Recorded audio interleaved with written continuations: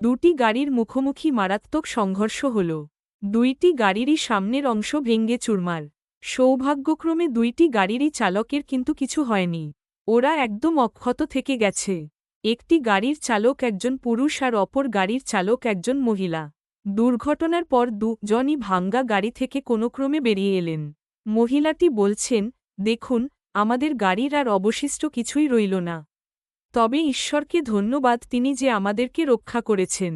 ঈশ্বরের হয়তো এটাই ইচ্ছে যে এই ঘটনায় আপনার আর আমার মধ্যে একটা সুন্দর বন্ধুত্ব গড়ে উঠবে এবং এই ঘটনার জন্য আমরা কেউ কাউকে দায়ী করব না। পুরুষটি খুশি হয়ে বললেন, হ্যাঁ, আপনি একদম ঠিক বলেছেন, আমি আপনার সাথে পুরো সহমত পোষণ করছি। তখন ভদ্রমহিলা নিচে পড়ে থাকা একটা মদের বোতলের দিকে অঙ্গুলি নির্দেশ করে বলছেন, আরেকটা মিরাকেল লক্ষ্য করেছেন? এই বোতলটা আমি আমার এক বন্ধুর জন্য নিয়ে যাচ্ছিলাম। কিন্তু গাড়ি চুরমার হয়ে গেল, তবু বোতলটা কিন্তু অক্ষত থেকে গেল। ঈশ্বর হয়তো চাইছেন আমরা এটা দিয়ে আমাদের আজকের এই সৌভাগ্যের সেলিব্রেট করি। এবার মহিলাটি মদের বোতলটি লোকটির হাতে দিয়ে বললেন, নিন, শুরু করুন। বোতলের ক্যাপ খুলে 3 বার খেয়ে বোতলটি মহিলাটিকে দিয়ে বলল, থ্যাঙ্কস, এখন আপনি নিন। মহিলাটি বলল, আমি আসলে এত বেশি খাই না, আপনি আরেকটু খেয়ে আমাকে দিন।